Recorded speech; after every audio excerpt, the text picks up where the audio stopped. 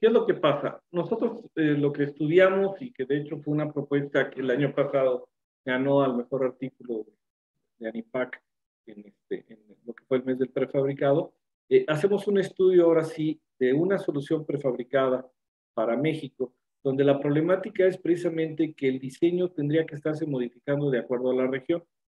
¿Por qué? Porque cambia la condición sísmica en Oaxaca, que en Chiapas, o que en la Ciudad de México, o que en el Estado de México, o incluso en Monterrey.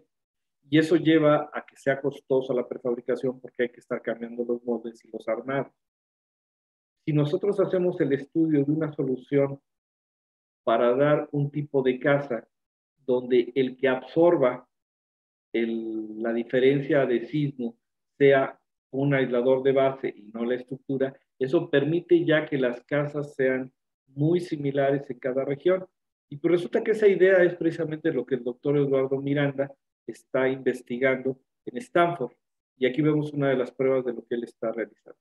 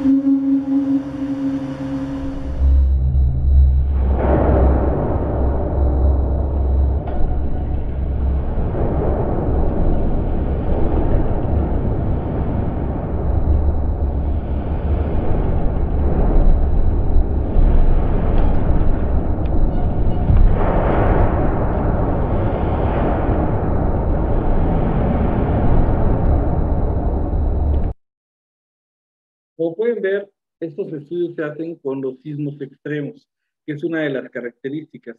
En el Congreso Mundial de Ingeniería de Aislamiento Sísmico que hubo en Sendai en 2013, mucha gente decía, bueno, pues cuando metemos esto en suelos blandos, aumentamos el desplazamiento. Dicen, sí, efectivamente es un aumento de desplazamiento, pero es un desplazamiento de cuerpo rígido, que ya no daña porque no tiene las mismas aceleraciones que si el sismo penetra directamente. Entonces es diferente que se desplace 40 centímetros como cuerpo rígido, con aceleraciones muy diferentes y con un ligero bamboleo, a que se desplace 30 centímetros, menos desplazamiento, pero con una aceleración muy grande que lo que pasa es que va a afectar y va a dañar a los contenidos de la casa. Entonces la búsqueda de aislar no solamente es una cuestión estructural, porque estructuralmente podemos generar rigidez para poder responder a ese requerimiento. El problema es que en los modelos no usamos los contenidos, como puede verse. Entonces, los contenidos de la casa son los que se ven más afectados.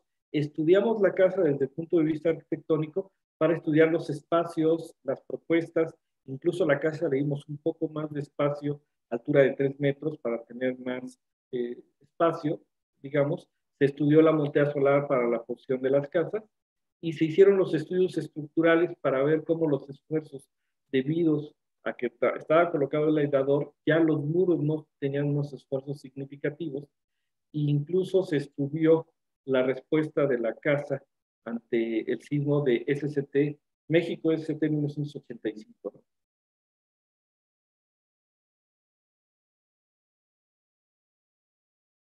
Aquí vemos una simulación de un time history analysis, precisamente, de cómo va reaccionando el sismo y cómo va respondiendo.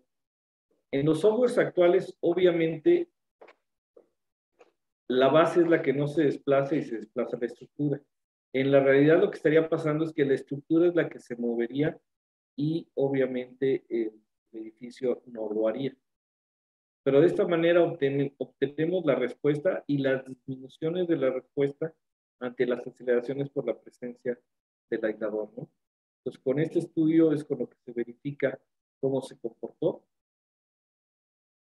y obviamente se hace la revisión de que esta solución no solamente va para un nivel, se puede hacer con el mismo elemento, como pudieron ver en el caso chino, se puede usar el mismo elemento modular para construir casas de 2 niveles o incluso variar la configuración de casa para que no sean todas las casas iguales, dependiendo de lo que se quiera lograr, todo a base de módulos como los que vimos. Entonces, en este caso, usamos un análisis de elemento finito para ver la distribución de esfuerzos y ver cómo estaba tanto térmicamente como por esfuerzos o por movimiento. Incluso hicimos una pequeña impresión en 3D de los elementos, hicimos las maquetas con el equipo de trabajo, con el ingeniero Elier Uciel Archundia y con el arquitecto Alan León. Toda la parte del estudio de modularidad y espacio estuvo con el arquitecto Aceidi González Galicia, y entonces fue el equipo con el que ganamos el mejor eh, proyecto, el mejor artículo publicado en IPAC en 2021. Con esto hemos expuesto de manera general todo lo que es la factibilidad técnica y los elementos que se están presentando. La parte 2, con la que platicábamos con el maestro Daniel Manzanares, ahora es que en la siguiente presentación vamos a entrar exactamente a la problemática financiera, en cuestión de las tasas, inversión, gobierno, obviamente el concreto industrializado, cómo debe cambiar y cómo va a tener más fuerza en este escenario del mundo post-COVID, y la sustentabilidad, cómo está impulsando esta área de la construcción industrializada a través de los bonos verdes, las inversiones de responsabilidad social, y los horizontes de riesgo, donde estamos viendo por qué la necesidad de usar elementos de disipación sísmica adicionales a lo que se ha estado presentando, y finalmente cerraríamos en la parte 2 con el caso de negocios. Esa es la verdad es que intentamos hacerlo lo más extenso posible, pero sin que afectara, obviamente, la, la idea. Porque ahorita comenzar con la parte financiera, le decía yo al maestro, ya se les dio de por sí mucha información, entonces la idea es que en la parte 2 esta información la utilicemos para aterrizarla. A pesar de que vimos algunos aspectos financieros que se mencionaron, los vimos como problemáticas. Ahora falta colocarlos como soluciones en la parte 2. Muchas gracias, maestro. Muchas gracias, Juan Carlos. Bastante interesante la temática. Pienso que esta tecnología, o esta forma de construir, o esta forma industrializada, ¿no? de construir, creo que va a tomar más auge pronto, a corto plazo, en muchas zonas de México, y estoy seguro que en gran parte de Latinoamérica. Bueno, tenemos algunos comentarios, impresiones y preguntas de nuestro público. Nos pregunta aquí Angélica Guadalupe, ¿de cuántos metros cuadrados es la vivienda que presentas y qué tipo de material, con qué tipo de material realizan la junta fría?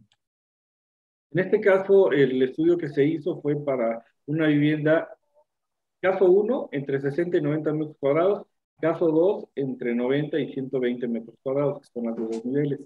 Y la idea era precisamente resolver vivienda de tipo rural, era lo que se buscaba. ¿Qué tipo de elementos para la junta fría? Estamos hablando de mínimos a base de mortero, porque prácticamente gracias al aislador, la conexión estructural ya no tiene el problema de castillo de naipes que vimos en el caso del bloque soviético, porque los esfuerzos sobre las conexiones se vuelven muy sencillos, ¿no? Entonces, ese fue, la verdad, y como pudimos ver en el estudio inicial que hace el digamos, el mercado de los bienes raíces, pues realmente la mayor parte de viviendas andan entre 90 y 120 metros cuadrados en México, ¿no? Entonces buscamos soluciones que a pesar de que empiecen entre 60 y 90 puedan crecer a la siguiente. De acuerdo, gracias. Por aquí nos preguntan cómo se maneja el tema térmico en estas casas. ¿Son muy frías o muy calientes? ¿Y cómo Por se eso es el atenúa? estudio de la montea solar. El estudio de la montea solar es el que define más bien. Lo que pasa es que la estructura de concreto de por sí tiene una muy buena carga térmica a diferencia de otros materiales. Es decir, en zonas frías conserva el calor si se sitúa adecuadamente y en zonas calurosas se vuelve fresco dependiendo de cómo esté la ventilación. Lo que hace el concreto y la estructura de concreto es permitir la cuestión de la carga térmica entre los muros. El problema es que si no la estudiamos y la colocamos mal, como fue el caso del estudio de montea solar que hizo el arquitecto Alan León, pues es el que define exactamente los periodos de asolamiento o incluso de falta de sol que pueden enfriar o pueden calentar la casa y dar esa sensación. Entonces tiene que haber un estudio de montea solar para ubicar adecuadamente y para ventilar adecuadamente la casa, ¿no? Ahora, nosotros nos dedicamos exclusivamente a lo que es la vivienda, vamos a llamarle unipersonal, o sea, de un grupo familiar. Pero también falta todavía, como vamos a ver en la segunda parte, lo que es la definición de varios niveles de vivienda, ¿no? En este caso, la vivienda multifamiliar. Entonces, sí es un tema interesante en el cual tiene que resolverse de manera adecuada, viendo todos los aspectos. En este caso, la montea solar te permite ver cuál es la orientación adecuada y estudiarla para dar la mejor solución.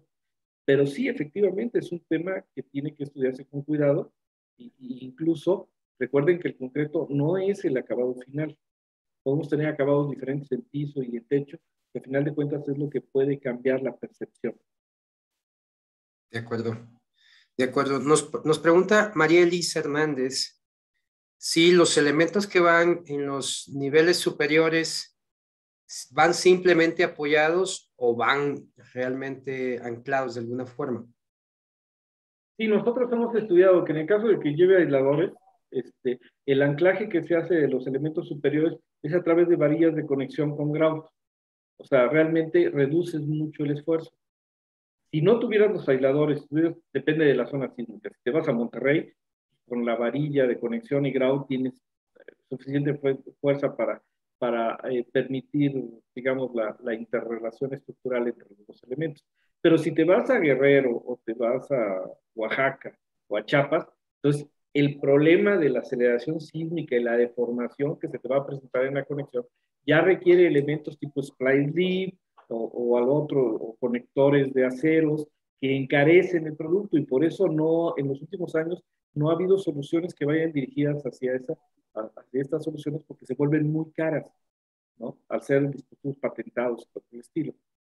En cambio, en el momento que le metes aisladores, puedes regresar a la conexión de varilla y grado, puesto que todo el esfuerzo lateral se lo está llevando el aislador. Por eso la propuesta era estudiar elementos de disipación y no solamente la rigidez que es la que se va a oponer al caso del sismo y la ductilidad necesaria que tenemos que presentar, sino entonces ya hay un elemento inferior, que puede ser el disipador, los amortiguadores, lo que sea, que son los que disipan energía sísmica, entonces la estructura ya no está sometida a esos esfuerzos. De acuerdo. Nos pregunta Diana Abella, ¿dónde podemos encontrar el artículo ganador? Este fue publicado en el sitio de ANIPAC, de la Asociación Nacional de Instancias de Perforación y la Prefabricación. Ahí fue publicado en el mes del prefabricado y el artículo está ahí disponible en el sitio web. Muy bien. Pues los invitamos también a que visiten la página de ANIPAC, creo que es anipac.org.mx.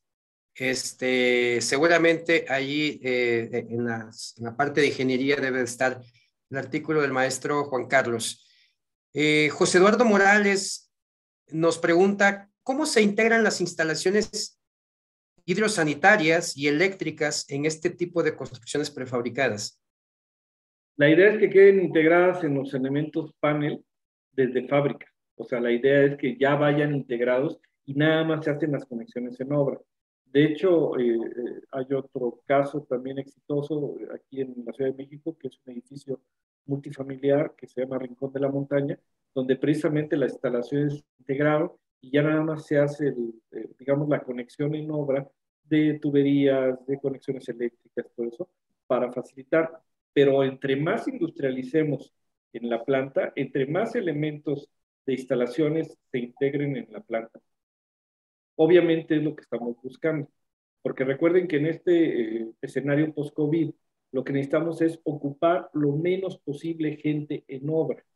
Lo más posible de trabajo se tiene que llevar a planta, que es donde los controlamos mejor, donde podemos controlar mejor los contagios, donde tenemos menor impacto y donde tenemos mejor control de calidad. Y ya los que sean indispensables, realizarlos en sitio.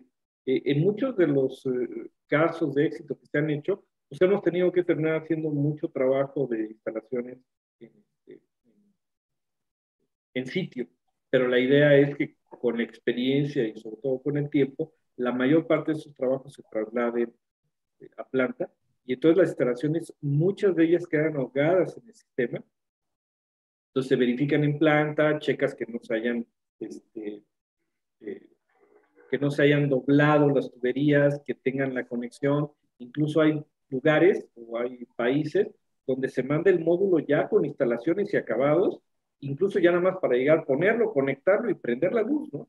Entonces todo depende de hasta dónde se quiera llegar, dependiendo de la zona. De acuerdo, de acuerdo.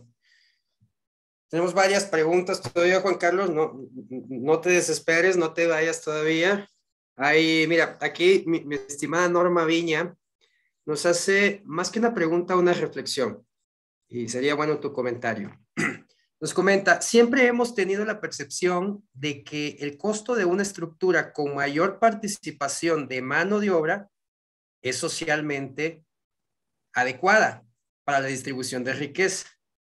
Y comenta o ponen en el aire esta propuesta o esta Fíjate que comentario, ¿no? es un tema preocupante porque muchas veces digo, Pero yo tengo espérame, 30 años. déjame terminar. Dice, no es un aspecto que los ingenieros acostumbremos a estudiar. Entonces, ¿cómo está el tema? O sea, definitivamente que en una vivienda prefabricada, en el momento de la construcción, se debe utilizar el 20 o el 10% de personal que se tendría en una vivienda convencional, es así, ¿no? Entonces, ahí el planteamiento social es interesante. Sí, pero fíjate que el tema, digo, yo tengo 30 años en la prefabricación, esta pregunta me he enfrentado con ella desde hace muchos años, sobre todo desde los 90, que fue principalmente cuando era yo la cara de Ticonza. Sí es cierto, hay una disminución, pero no tan importante de mano de obra, que siguen necesitando mano de obra. La diferencia es que tu mano de obra se vuelve especializada, es decir, hay un crecimiento en la gente que usa. ¿Sí? A diferencia de la construcción en sitio, donde es mano de obra, simplemente. En cambio, nosotros en las prefabricadoras tenemos área de recursos humanos, porque cada uno de los trabajadores, al ser un obrero, está especializado, tiene nombre y apellido. Es decir, si a mí me falta un trabajador, al día siguiente hablo a su casa para ver qué pasó, dónde está, si puedo ayudar. ¿Por qué?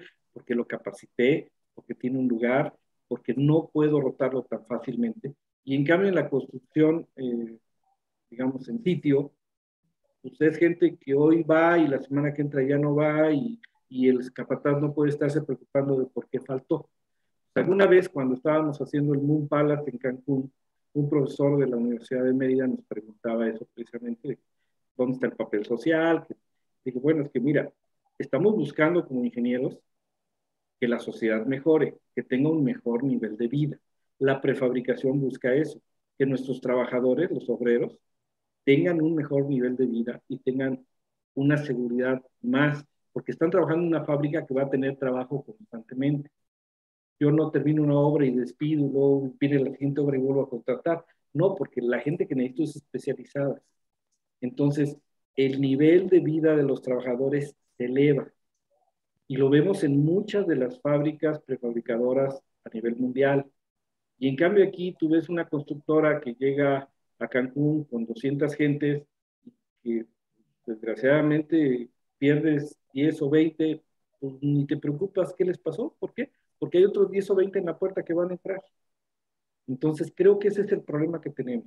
Tenemos que elevar el nivel de la gente y no promover que no crezca.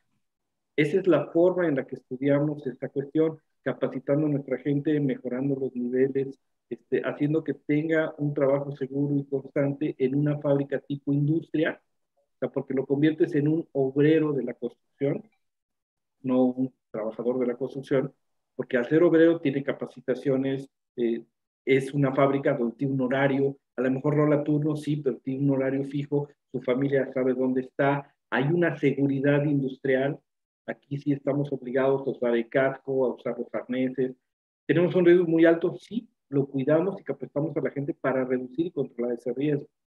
Entonces, esa es la forma en la que atacamos ese tema que sí ha sido un punto álgido en los últimos años.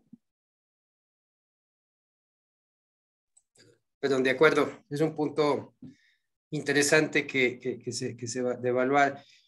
Tenemos varias preguntas, los que nos están haciendo comentarios y preguntas no se desesperen, vamos a aquí abusando del maestro Juan Carlos a tratar de resolverlas todas. Nos pregunta Gerardo Mariano Bermúdez, ¿en zonas de extrema humedad los prefabricados contemplan algún impermeabilizante integral? Mira, de entrada el concreto prefabricado al ser colado en planta tiene obviamente una mayor impermeabilidad que el concreto colado en sitio. O sea, difícilmente tienes problemas de fibrado. Ahora, segunda, dependiendo de la zona se estudia y hay hoy en día estudios o, digamos, desarrollos que se están implementando en otros lugares donde incluso han llegado a sustituir el acero estructural de los paneles por fibra de vidrio, que es totalmente inerte a la corrosión, o por fibra. Hay un esfuerzo de Dramix en Alemania, donde hacen paneles prefabricados a base de Dramix para hacer las casas, y entonces aseguras que no va a haber una corrosión que vaya fallando a lo largo de los elementos, ¿no? Entonces sí hay soluciones que se dan, obviamente se están estudiando, hay diferentes, y la idea es precisamente que el proceso que se estudie y se desarrolle tenga contemplada esta resistencia a la corrosión. Una de las ventajas que tenemos con la prefabricación es que como los paneles o los elementos modulares los estás fabricando a nivel de piso, los recubrimientos son mucho mejor controlados y entonces estamos asegurando que al menos el concreto tiene el recubrimiento establecido por el ACI y todos estos elementos sumados son los que le permiten a estos concretos tener un mejor desempeño ante la corrosión de lo que lo puede tener un colado en sitio. Por eso es que el World Economic Forum y otros organismos de la ONU, como el de reducción de desastres o el de hábitat, están buscando la industrialización de este elemento para reducir los factores de riesgo. O sea, siempre vamos a tener que vivir con los factores de riesgo porque no los podemos evitar. Los accidentes o los problemas no previstos de cosas que suceden, pues se van a presentar. Lo que hacemos es controlar el riesgo que se presenten a base de controlar los elementos que sabemos que se oponen al riesgo. De acuerdo.